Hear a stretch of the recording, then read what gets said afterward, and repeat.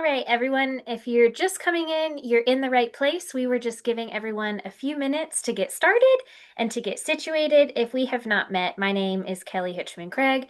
I serve the General Commission on the Status and Role of Women, which is one of our 13 general agencies of our beloved United Methodist Church. And today we have a fabulous guest with us, Reverend Dr. Bonnie McCubbin. She serves Old Otterbein Church in the Baltimore Washington Conference, which is the mother church of our denomination, at least in the United States. She also serves as her conference historian. Is that right? We'll get No, there. actually, the conference historian is someone else. I'm the archivist. Oh, yes. Yep. Okay, and she is here today to bring us some of the most important voices and stories in our denomination's history, particularly as we talk about our commitment to racial justice and reconciliation. And I am so excited that she's here with us today. I know that it's going to be a wonderful time. So, just a bit of housekeeping.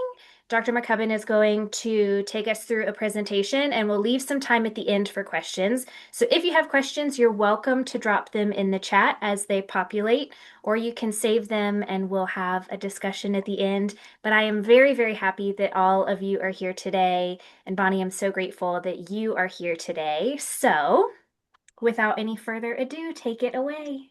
Thank you so much. A big thank you to Reverend Kelly for this opportunity. She saw a post I had made in a clergy women's social media group, and she reached out to me and said, "Hey, we'd love to get you involved with what we're doing at Cosrow." And I was very excited. I also want to give a shout out to Ms. Audrey up there, who is the only one who turned her video on, so I'm not having to preach at a blank screen. So thank you. I appreciate you. I'm going to go ahead and share my screen though so that you can see it. And if you I'll make it bigger in just a moment. You'll see here that on your screen you actually have some different information. There's my information, and then if you are just dying to buy a book and hear more about what I'm talking about, I have two QR codes for you. The one on the left is where you can order directly from my publisher, and the other one is where you can order from me. It is also available on Amazon and Barnes and Noble, but they take 55% of all sales off the top. Automatically, and then the rest gets split between my publisher and me. So if we cut out the middle person, then the author actually ends up making more money. So, not that you get rich off of publishing, but the difference between $1.50 a book and $4 a book does make a difference. So, that is there. I'll have it at the end as well for you. But a little bit about who I am. As Kelly had said, I serve as the Director of Museums and Pilgrimage and Conference Archivist for the Baltimore Washington Conference. I am also, in that capacity, I run 33 religious history museums and sites. We have 1,000-foot linear storage vault, 5-gallery main flagship museum that I oversee. I handle about 350 research requests a year. So all kinds of fun things that we do. And I absolutely love it. It is a dream job for me. When I was going through candidacy for ordination, they said, "Where do you see yourself?" And I said, "Doing historical work."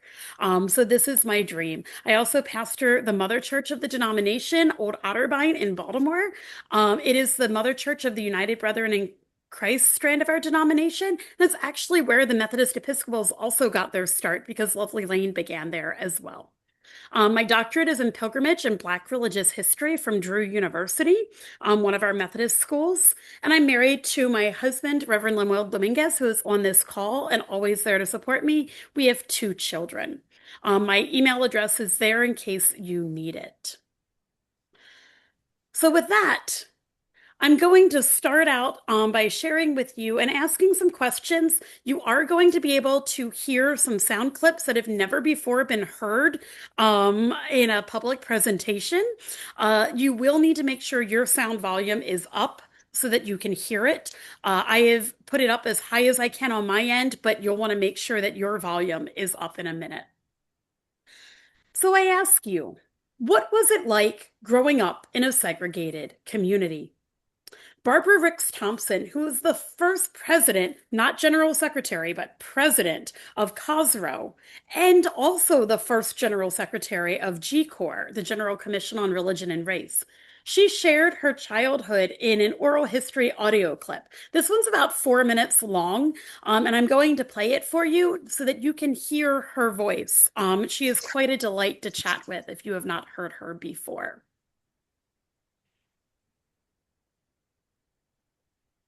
Give me one moment. They make technology harder when everything's on the screen. All right, here we go. And then but the most of Georgetown was predominantly white. So we had to go to segregated schools. And I suppose that is probably the first time the recognition really hit us. There were white children around us. I lived across the street from Rose Park Playground, and so we were able to go play on the playground because the Rose Park Playground was designated for black children. But the white children came over and played, and nobody ran them away. We knew not to try to go play on the white playground. I went to Phillips and Wormley elementary schools in Georgetown. Uh, not not a block away was the white elementary school. I don't remember the name of it, but I do remember that they had flowers and grass on their playground, and we didn't have that. We just had gravel on our playground. Um, but I think I mentioned that the white children could come to the playground, and they did play on the playground, and we did play together. But other than that, there was separation at that time. Um, I grew up, as I said, in Georgetown, and somewhere in late elementary school, um, I found myself in, not I shouldn't say I found myself, but I was on the student council and did things like that, and so from time to time I became a representative from my elementary school to events where there would be white children present. So I guess that was my earliest experience with playing and knowing white children. We were able to go to the public library in Georgetown, and we were able to do books. So we went up there, uh, and I don't remember any real problems at that point. And as I said, in Georgetown, I just don't remember any hostility between the black children and the white children at that time. Well, coming out of Mount Zion, uh, we were able to participate in district and conference activities as young children. And so I became quite involved in working with youth fellowship. And so then the Methodist Youth Fellowship at that time, they we were able to go to conferences, and my leadership in those kind of settings in the Old Washington Conference had me being sometimes, or made it possible sometimes, for me to be a representative to I forget what were kind of representatives, but anyway, it was to the Northeast jurisdiction, which was where the white churches in this area, that they were related to that jurisdiction, and so I went to some of the camps or activities as a fraternal delegate, and so as a fraternal delegate, uh, you acted like a normal person. I mean, there wasn't anything special we had to do except that there were often the white children, they wanted to touch my hair or they wanted to touch me or do things like that because I was different. But somehow I was able to handle that. It didn't bother me. I knew I had a job to do, and so I did the best that I could in that kind of setting. And so that kind of precipitated me into not just things at the annual conference level, but then the jurisdiction level, and then into the national level, where I was able to participate in the National Conference of Methodist Youth. So, as you can hear from Ms. Rix Thompson, she was active in Methodist church life from the time she was a youth all the way up to becoming a general secretary. That those things matter to developing faithful disciples in who and what we are. And so, one of the other folks that I talked with was Bishop Forrest Stiff. If you have not had the pleasure and the honor of ever meeting Bishop Stiff, he is one of the best storytellers I have ever heard. He is a complete delight, and I love spending time with him. He tells a story about growing up in Oklahoma, in Norman, which is the little red dot by the green star in the center of the state. And he says Newman, really is Norman. But as you hear some of his own words, you'll be able to hear some of the humor that he brings to the situation. For those who aren't aware of who he is, Bishop Stiff served as a pastor in the all-white Baltimore Conference prior to integration for more than 7 years. That's a really cool story in and of itself that you can hear about in his interviews in the book and things like that. But one of my favorite stories is this one that he tells us.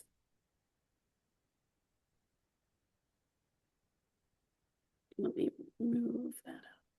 Alrighty.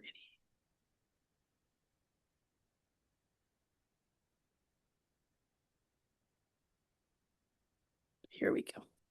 Sad. Are there any other stories you want to share or that you think would be good for people to know about in 25 or 100 years about your experience? Yeah, funny one. My dad was a interim pastor in Newman. Like I told you, he went to the clergy meetings, and one year our furnace broke down in Newman, and we had tried it, baling wire and everything else to fix it for years, and it finally was no more, and they gave a contract was far beyond anything we could do. And people started moaning, and what are they going to do? How are we going to fix this? We can't raise that kind of money. It'll take us 2 or 3 years to raise that by chicken dinners and so forth. What are we going to do? And my dad went to a meeting, and he was just sharing. He says, well, all we're going to do, and they says, oh, sorry to hear that, Pastor. He says, I guess what I have to do is tell them that we're going to close Newman and they should join your churches. Money came everywhere. Yep. And we had no more furnace problem. That is a true story. No more furnace problem. It's amazing how you can use racism and segregation to your advantage. Yes, we did that. That's the only story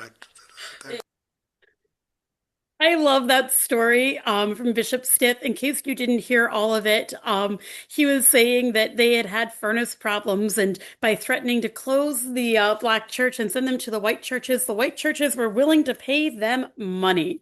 And I just think he has a great laugh, and I love that story about how his family used racism and segregation to their own advantage.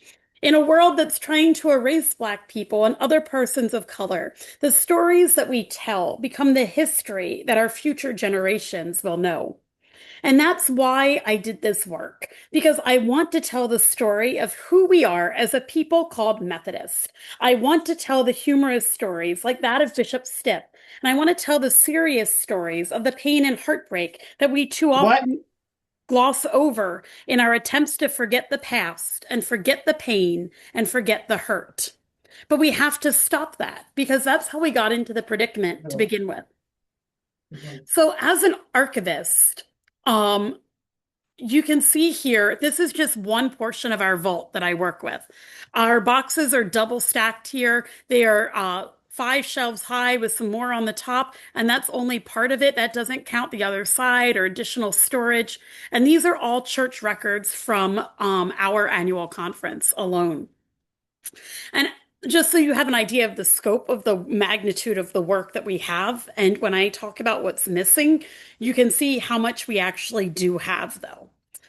So as an archivist, I've been approached by numerous churches over the past 5 years in this role, asking for help in how to tell their story. Most white churches, I have something to offer, but many, perhaps most, Black churches have little or no history in the archives.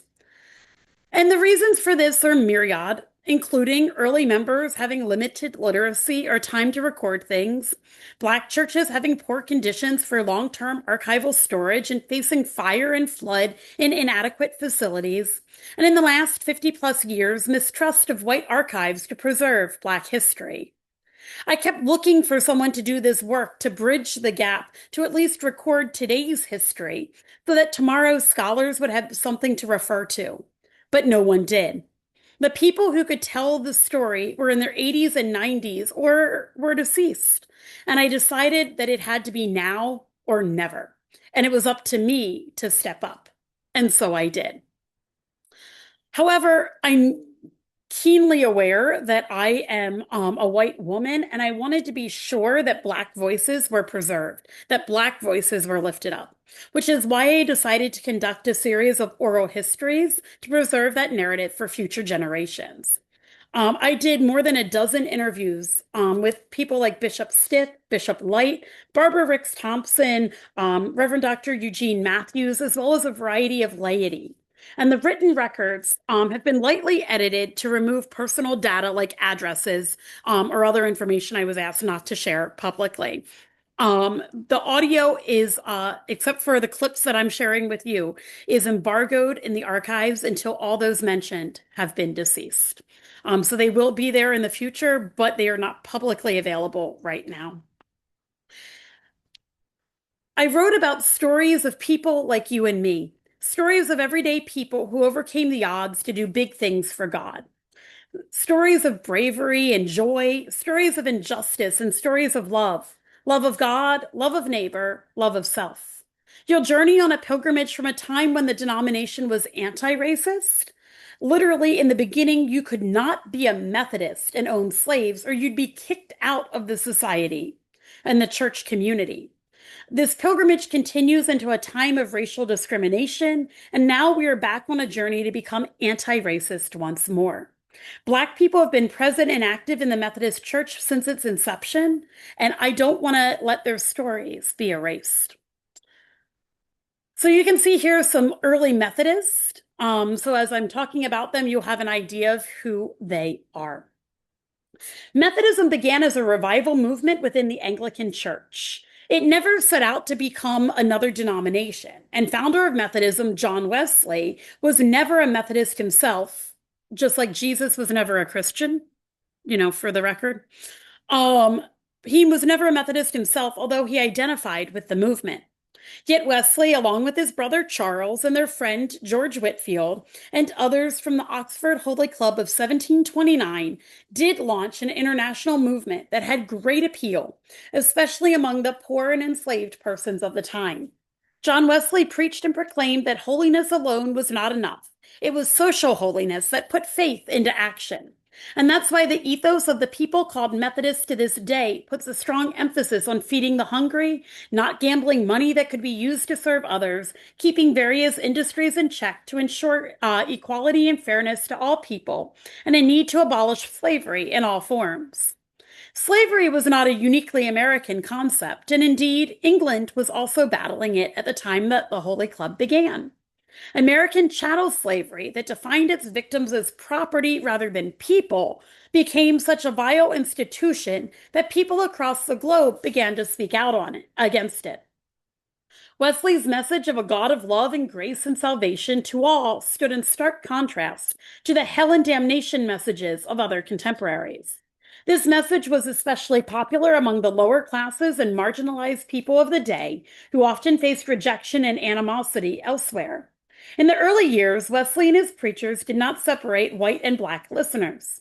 We see evidence of that from Thomas Rankin, a white Methodist preacher in Virginia, who in 1776 wrote in a journal about a preaching event that hundreds of Negroes were among them, with tears streaming down their faces. And I'm quoting someone there, which is why I use the language that they are quoting. Obviously, today we use other terms that are more inclusive. Freeborn Garrettson, who's over on the right side of your screen, I thought for years he had to have been black with a name like Freeborn, but he was actually white. So in case you're like me and had no idea that he was a white guy, he indeed was, and that is a picture for you. He was the first American-born preacher in the denomination. He was the messenger who rode out from Barrett's Chapel in Delaware after the initial meeting of soon-to-be bishops Thomas Coke and Francis Asbury to spread the news of a Christmas conference in Baltimore in 1784. He wrote in his journal about the response of preaching to slaves in North Carolina.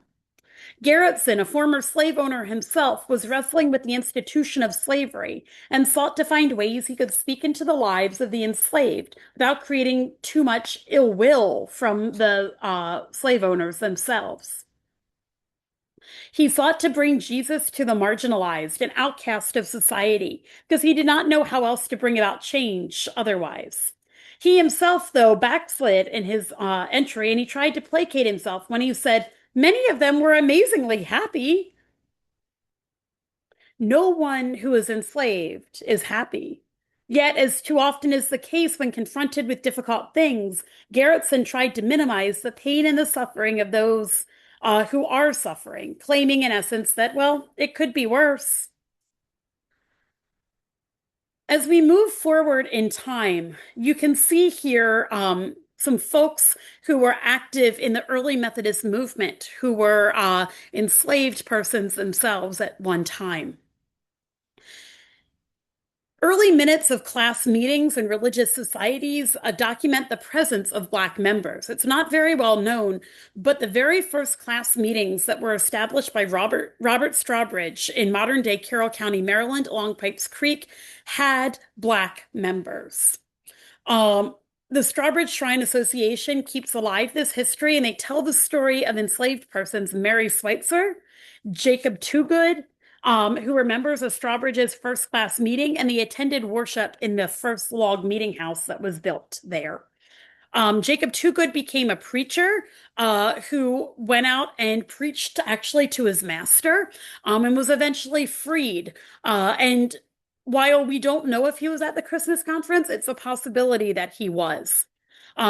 We know even less about Mary, but we know that she was there and that she was faithful and dedicated and came to every meeting that she could. Some people have heard of Harry Hoosier. Harry Hoosier is sometimes nicknamed Black Harry, and he was a preaching companion and a carriage driver for all of the early Methodist leaders at various times, including Francis Asbury, Thomas Coke, Richard Watcote, and Freeborn Garrettson.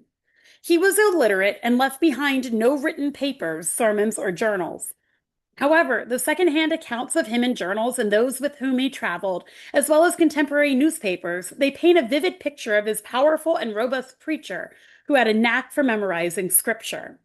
Perhaps one of the first pioneers in what has come to be identified as Black preaching, he left such an impression that when he traveled, that Dr. Benjamin Rush of colonial fame, if you're not familiar with him, go Google him. He was instrumental. He was also the school doctor for Cokesbury College, the first Methodist college in the world. But he said, making allowances for Hoosier's illiteracy, he was the greatest orator in America. Bishop Coke wrote several times about Hoosier and his ability to preach, writing in his journal in November of 1784, "I have now had the pleasure of hearing Harry preach several times. I sometimes give notice immediately after preaching that in a little time Harry will preach to the blacks, but the whites always stay to hear him. Sometimes I publish him to preach at candlelight, as the Negroes can better attend at that time. Soon after, he further explains, I really believe that he is one of the best preachers in the world. There is such an amazing power as attends his word, though he cannot read, and he is one of the humblest creatures I ever saw. Hoosier was written up in New York newspapers at the time, where the paper claimed that he delivered his discourse with great zeal and pathos, that it's the wish of several correspondents that this same black man may be so successful as to rouse the dormant zeal of members of our slothful white people, who seem very little affected about concerns of another world. Of note, while all the participants of the Christmas conference of 1784 are not documented, many are. And we know that there were at least two black men present at the founding of the Methodist Episcopal Church, Harry Hoosier and AME First Bishop Richard Allen. While Hoosier receives less attention in the 21st century than Allen, he does set the stage for black persons and preachers to have a large impact and major influence in the establishment of today's UMC. And so I think nothing would be complete without acknowledging his presence. Another early Black leader in the Methodist movement was a guy that most of you have probably heard of before by the name of Frederick Douglass. And Douglass was born into slavery on Maryland's Eastern Shore. He was sent as a slave to Baltimore. In South Baltimore, particularly in the Fells Point neighborhood, he learned to read from the pastors at what was then called Strawberry Alley Methodist Episcopal Church before becoming free in 1838. He was also known to frequent Sharp Street Church, where the pastor was a mentor to him. And Sharp Street is what they dubbed themselves as the mother church of Black Methodism, whereas other folks got up and left St. George's and other places and formed their own denomination. The folks at Sharp Street came out of the Lovely Lane congregation and always remained in the Methodist, the original mother body. He would sing in the choir. We know that about him in the Methodist churches. He was apparently a great singer. I wish I had gotten some of those skills. But on the same land as the Strawberry Alley Church that he had learned to read in 1892, Douglass purchased the property to build a series of 5-row homes to rent to low-income blacks. And this strip at 516 to 524 Dallas Street, Strawberry Alley was renamed Dallas Street later, but it really is an alley, like it is a tiny little road. But it later became known as Douglass Place, and it's still there today. If you ever come to Baltimore and want to come visit with me, I will walk you down there. And it's hard to see in this picture, but it says Douglass Place on that white bar above the doors. And it's 5-row homes, and they have a plaque and memorial to him there. So while we've talked a little bit about some of the Black folks who are involved, I'm going to tell you one of my favorite stories in our Methodist history. And if you've ever been to seminary or you've ever read some Methodist history books, you will have heard this story one way, but I'm going to tell it to you a different way. And this research comes from the late, great Reverend Dr. Bobby McLean, who pastored Tinley Temple, marched with across Selma with Martin Luther King, who was on faculty at Wesley Seminary, among other places. And he did this research in the late 70s and early 80s, but no one really picked up on it. The story that we've been told about John Wesley and Sophie Hopke has been one of star-crossed lovers, that they had a bad breakup and John decided to deny Sophie communion. And that is kind of the narrative that we've been told and how bad John must have been. But the real story of this actually is much deeper, and it's related to race. John Wesley was staunchly anti-racist and anti-slavery, but his buddy George Whitefield, who we talked about earlier, the same George Whitefield of the Great Awakening and all of those things, he actually believed in slavery. He was curious about it. And at the time, John and Charles Wesley had had a failed mission endeavor to Georgia, which was a penal colony at the time. They would put people there for jail. And so Whitefield went to Governor Oglethorpe and said to him, "Hey, Governor, what do you think? I know slavery is illegal in Georgia, but what if you let me start a plantation and try it out and see how it goes? And if you like it, we can make it a real thing in Georgia. And the governor, Governor Oglethorpe, who's on your screen, said, sure, why not? To make a long story shorter, it was actually Whitfield who introduced slavery to Georgia, and then the governor and his family actually ended up owning slaves themselves a few years later. So back to Wesley for a moment. He and John and Charles had a pact with each other as brothers that they had to approve of one another's wives to get married to them. Charles picked a wife, and by all accounts, John seemed to approve of her. They got married and had an unremarkable, wedding and marriage. But John had fallen in love with Sophie, and for whatever reason, Charles said, "No, you can't marry her." And so John goes to Sophie and says to her, "Dearest Sophie, would you please consider having a spiritual marriage with me? We won't be intimate or anything, but we can be married in our hearts." To which, like every good woman, she said, "Heck no." And she went off and married the nephew of Governor Oglethorpe. Now, here's where it gets complicated. At that time, you could not be a Methodist and be a slave owner. When Sophie married the nephew of Governor Oglethorpe, she married into a family that owned slaves, thereby, by her marriage, becoming a slave owner herself. So when she went to worship the next week and wanted to present herself for communion, John denied her communion because he said she was no longer a member of the fellowship, that she was a slave owner and was not eligible to receive communion. Was he a little bitter? Probably. But the reasoning and the rationale was much deeper than that. And so that's one of my favorite stories that I like to lift up about how slavery and race actually permeates all of our history in the denomination. In 1784, the Christmas conference was held in Baltimore, Maryland, for the purposes of establishing the denomination officially. Back in 1729, the Holy Club began. We're now like 50 plus years later, 55 years later. Francis Asbury had been in the country for more than a dozen years at this point. He had been riding around trying to organize the unruly colonists. The Revolutionary War is now ending, and they need something to find a way to bring people back together. Asbury did all of that work, by the way, as a layperson. He was not ordained until he had been doing the work for more than a dozen years. So if we all think that our ordination processes are long, his was also very long. And you can see in the back here, the really tall German-looking guy, that is Bishop Otterbein of the EUB. Bishop Koch is the one in the white robes with the long stole.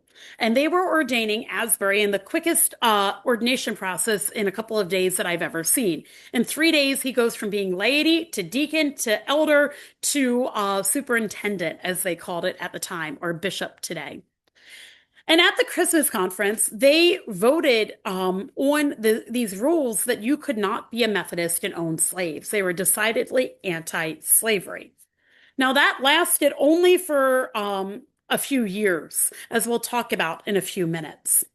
What I want to show you here is that at the same time that the Methodists were gathering, our German siblings, the Evangelical Association and the Church of the United Brethren in Christ, were also being formed. The Evangelical Association a little bit later in the early 1800s, but they were decidedly anti-slavery. They were never, ever, ever segregated. And that's a really important fact, as we'll see in a little while. So they gathered together, and one of the reasons I think that they were not segregated was not because of some great moral compass, but truthfully, there weren't that many Black people that spoke German in the 1700s.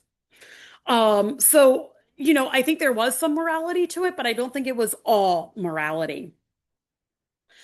You'll see here that the denomination really struggled with its identity. You'll see on your screen, actually, the table here, and we'll talk about that, but I want to draw your attention to the crack in the middle of it. all right, as we talk about this. So, from its earliest days, the Methodist Episcopal Church sacrificed racial justice and anti-slavery work on the altar of unity and growth, financially and numerically. By 1800, just 16 years after the 1784 Christmas Conference that denounced slavery in no uncertain terms, the denomination was already in the throes of divisiveness and division. In the first 20 years of the denomination, there were over 200 splits in the denomination. This is not new. Early Methodist historian and leader Jesse Lee, who missed being elected a bishop by 4 votes in the 1800 General Conference, recorded a story in his history that is not preserved in the official record of the denomination in the journal. According to Lee, in an attempt to preserve the unity of the various regions around the country, the rule allowing Black persons to be ordained a local or non-itinerating deacon was not printed in the minutes, the discipline, or the journal. And what that means is that they were, in some areas, ordaining Black people as local clergy, meaning they were not itinerant. And this is really important because if they had been ordained itinerant, then they would have had to travel around and it would not have always been safe for them to do that. So this was actually a nod towards safety to have it as a local preacher for that, but they did not want to print it because in some areas of the country, to have someone ordained in any capacity who was Black would have been an affront to who and what they were, and they were already talking about a split. By 1800, any plan for the abolition of slavery would be couched in language such as gradual, practical, or if the states allow. Furthermore, which at first glance seems benevolent, the denomination actually suggested that female slaves should be freed at the age of 21 and male slaves should be freed at the age of 25. We were literally legislating when people should get their freedom. But this is not benevolence at all. It's actually a way to try and balance all the competing interests. Because at those ages, the productivity of the slave's labor would begin to decline. And so setting people free in their 20s would not be a benevolent thing. It was a way to appear as if the master was merciful, when indeed it's all about a return on investment and profitability. The denomination did not want to tick off the slave masters. And this return on investment was more pronounced in places like Baltimore, who were on the dividing line between North and South. In contrary fashion to the Edicts of General Conference, they would host what were called courts of equity to determine concerns regarding slavery among its members. Homer L. Calkin, who was a historian for the Department of State for the U.S. government, as well as for our local conference. In the 1960s, he details this by saying, records of 4 circuits and 1 station reveal that there were at least 26 cases involving Methodists who bought slaves between 1799 and 1820 in which decisions were reached. For instance, on June the 7th of 1806, the members heard the case of James L. Higgins, who had bought a Black man named Isaac, age about 19 years, for $400. The determination of the conference was that Isaac should serve 18 years. Calkin goes on to share that among these cases studied, only one resulted in expulsion as dictated by the General Conference. That was the case of Benjamin Hardesty, a layperson in Fells Point Station, near where Frederick Douglass was, who was expelled in 1805 for selling a slave named Sarah. With the exception of that one case and all other cases, the role of the group was to decide how many years a slave should serve to be fair to both master and slave, with most years of servitude being between 7 and 23 years.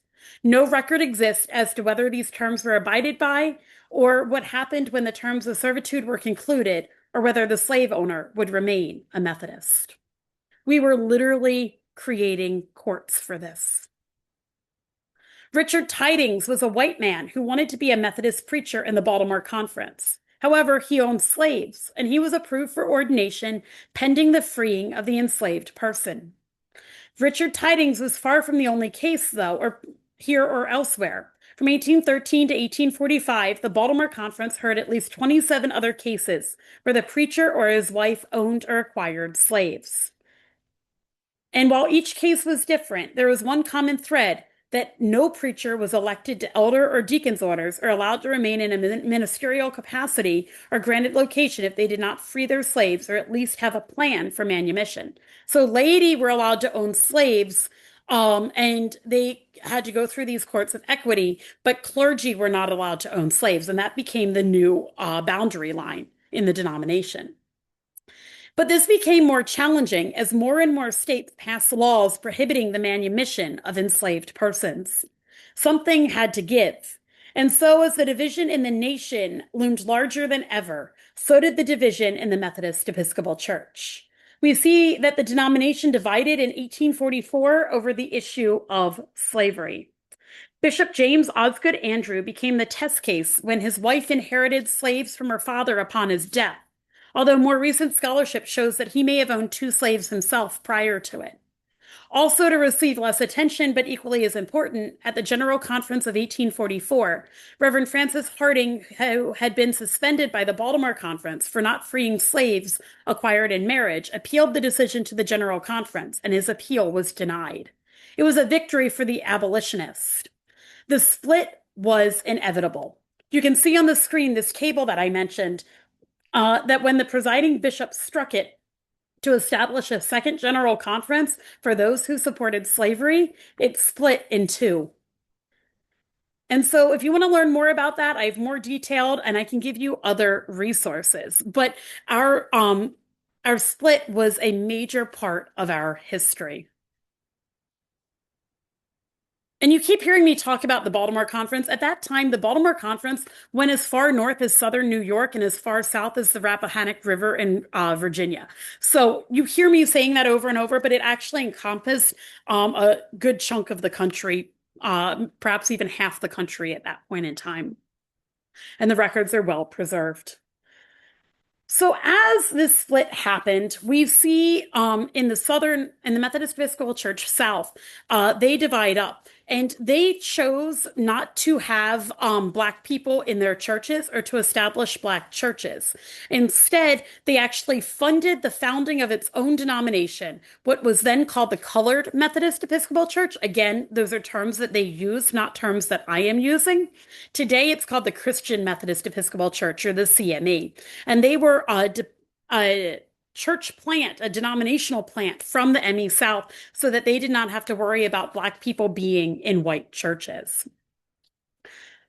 But the North had a different way of dealing with things. They established the central jurisdiction, the first central jurisdiction, which started in 1864 and lasted to 1939. This was a time of self-determination and leadership.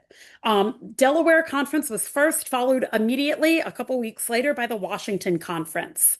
And these 2 conferences, I like to call them like Irish twins. They did everything kind of in concert. They started together, they ended together, they were the leaders in all that they were doing.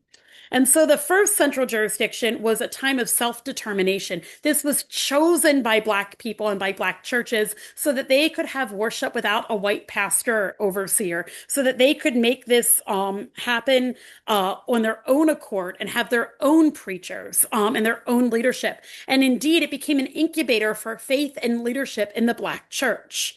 However, by 1939, the Methodist Episcopal Church, the Methodist Episcopal Church South, and the Methodist Protestant Church reunited to form the Methodist Church. And at that point, Black people were sacrificed on the altar of unity. The Southern Church would not merge back in unless the other churches would promise that there could be no Black preachers appointed to white churches or Black bishops elected to oversee white people. And so as a result, they created the central jurisdiction version 2. And that's something a lot of people don't realize, is that there are 2 different central jurisdictions. This one was forced by the white denomination. And you can see here that the jurisdictional plan created 5 geographical jurisdictions, that these were for the white churches. And then all Black people, no matter where they lived, whether it was in Maine or out in California or anywhere in between, were grouped together into the central jurisdiction for Black persons.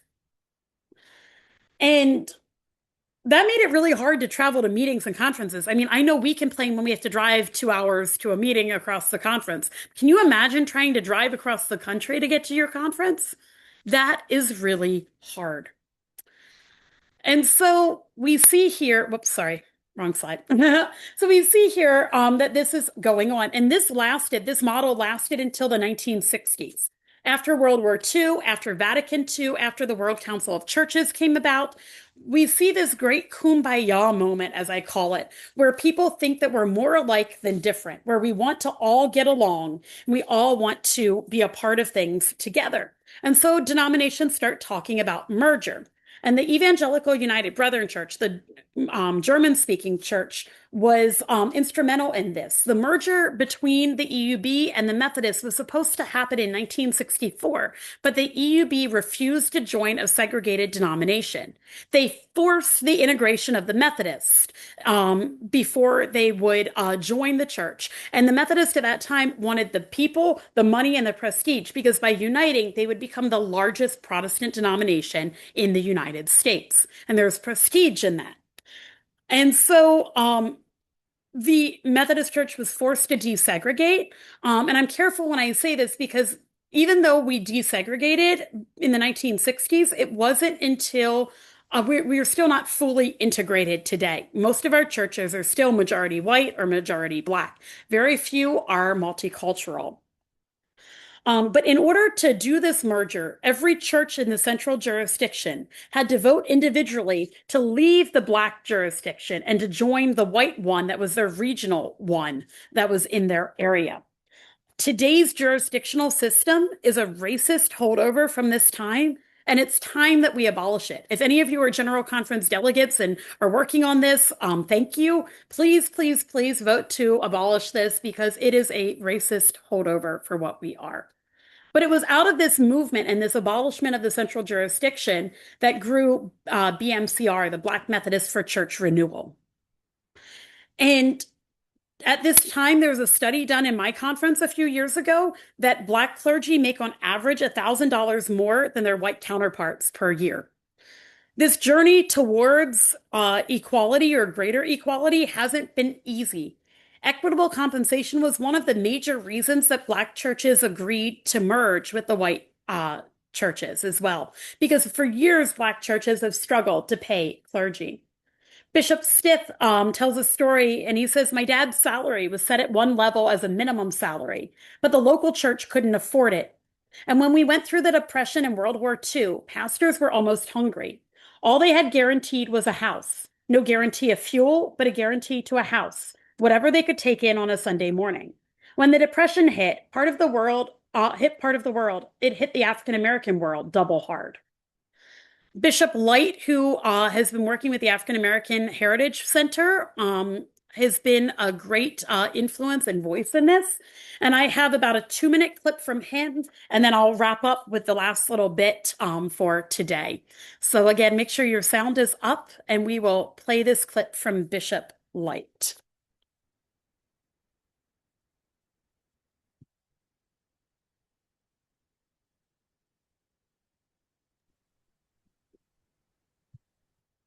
I'm aware of the salary inequities until you were traveling with your dad. When I began to travel around with my dad, I became aware during his superintendency, because by that time I was in middle school and in high school, more so in high school, traveling with him. I'd go with him, say, come on, son, keep me company.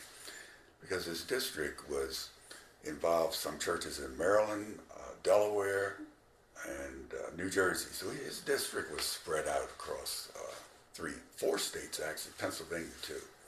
So one of the things that I can still remember, how he worked with quarterly conference gatherings, encouraging, imploring, nudging, pushing leadership to raise their pastor's salary. Because the salaries were low. They were low. But people's wages were low. Yep. That's the reality of the time in which we live. And I did become aware as a child that we didn't have health insurance. I remember my dad saying when my mother had major surgery and was sick for a long time when we lived in Atlantic City. I remember hearing him say that he negotiated the bill with the surgeon because he had to come up with the money himself, couldn't pay going rates. So he said I had to sit down and negotiate with the surgeon. No health insurance, and pension was almost non-existent at that particular time. So then, with integration, with the dissolution of the central jurisdiction, with annual conferences then folding into the geographical conferences where they were located, it meant then that former central jurisdiction conferences, their pastors would be subject to the going salary rates, or should we say whatever the minimum salary standard was. They would receive health insurance, they would receive pension, and that was a plus. And so you can hear his voice telling you about that. And I just pulled a graphic from News for this presentation showing, the percentage of churches, and this is in North Carolina and South Carolina, churches paying higher salaries. And this is from 2016 data. So not a lot has really changed in that time period either. But what the central jurisdiction lacked in salary and benefits, it made up for in strong faith and accountability. I've heard legendary stories of amazing worship, prophetic preaching, and generous hospitality as all conference delegates were put up in private homes every year for conference. The central jurisdiction also had greater accountability that I wish we'd bring back today. So if anyone is on any committee that can make this happen, please do. You see, every year, every single name of every pastor would be called on to give an accounting of their ministry at the clergy session. And if it wasn't acceptable what they had done that year, they would be moved to the least favorable appointment. And if it happened again, they would lose their credentials. The central jurisdiction was originally envisioned as a way for Black churches to have greater autonomy and less conflict with whites. But it became an incubator for strong faith, raising up leaders and preachers and opportunities for Black flourishing. In an era when the world is trying to erase Black history, we all have to tell the story of Black Methodism. This isn't just Black history, it is our history.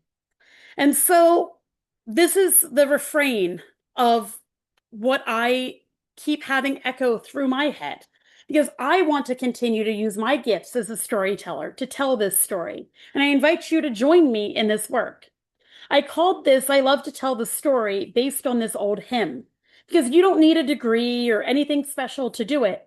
You just need a love for God and for people. In my book, you'll find tips and techniques for conducting your own oral histories to preserve, and I'm happy to help talk with anybody through that process. But I think it would be amazing if every church started capturing the histories of its members now, so that in 50 or 100 years, people can listen to that and know what was going on. But what would it look like to have that narrative to pass on to future generations? What would it look like to tell the story? And I'm not going to sing for you because that would be painful, but I love to tell the story. 'Twill be my theme in glory, to tell the old, old story of Jesus and his love. And so there again is how you can order if you're interested, and my contact information for you. I'll leave that up for a moment, but I am going to probably stop sharing the screen in case anyone has questions that they would like to ask. And I'm at whatever time limit that Kelly and crew tell me is good. Yeah.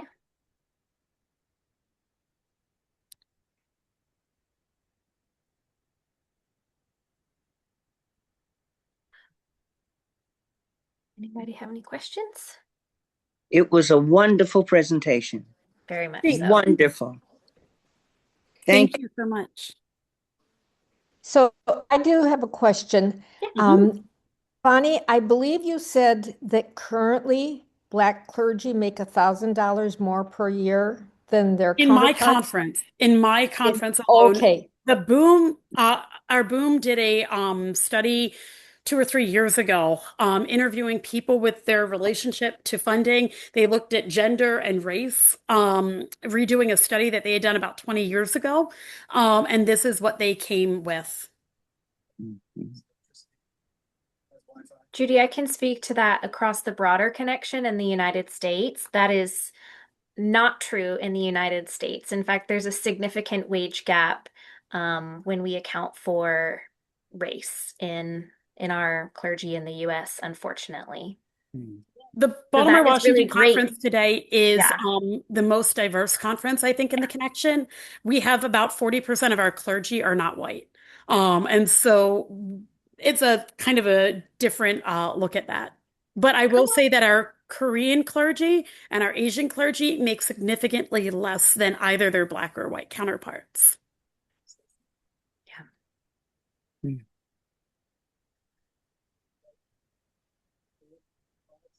Are there any other questions? I have a comment. Yes. This is true to my heart because my home church is in Rockville, Maryland, Montgomery County, and it was originally Rockville Methodist Church. Mhm. The slaves sat upstairs and the whites sat downstairs. When Rockville decided to build a new church, they gave gave the church to the slaves, and they built a new church. Now it's Rockville United Methodist Church. And my family grew up in Jerusalem Methodist Church, which is now Jerusalem United Methodist Church. Talk about a history. There is a history there. I think it's Jerusalem Mount Pleasant now, too. It is. It's called Yeah. Jerusalem Mount Pleasant United Methodist Church right now. Amazing. Two I black try to churches. memorize it. You should come visit. Two black churches came together. And where do you live now? I live in Howard County, Okay. in western Howard County, in Woodbine, Lisbon area, and I go to Lisbon United Methodist Church, which is predominantly white. My husband and I and one other black woman attend the church. Yep. You had Pastor Heather a few years back there. We sure did, and we just got a new pastor as of last week.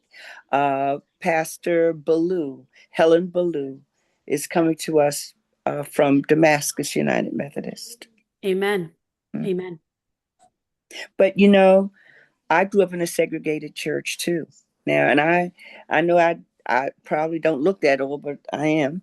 But I was the last vice president of the Black Methodist Youth, and gave my speech at the last conference at Morgan State. Well, it was Morgan State College then. It's now Morgan State University. But it was wonderful growing up in the Methodist Church, and our Methodist youth became the United Methodist Youth. And 2 years before the churches came together, they started with the youth. We started going to camps together and worshiping together and getting things ready for the churches to come together. And I was a part of that history. Yeah, absolutely. One of the themes I actually pull out in one of the chapters in the book is how the youth really led the way in the desegregation of the denomination, and how the youth were interacting with each other on a more equal level for 15 plus years before the grown-ups decided to get their act together. And so I think it's a really beautiful thing, that whole let the children lead us mentality. And I think that that's really, really pretty and beautiful. And if you ever want to, you're not far. I will come and sit with you and do an oral history with you as well that we can preserve of your experience. We will talk. Yeah, please reach out anytime. Will do. Well, this has been really, really wonderful, and really challenging in the best way.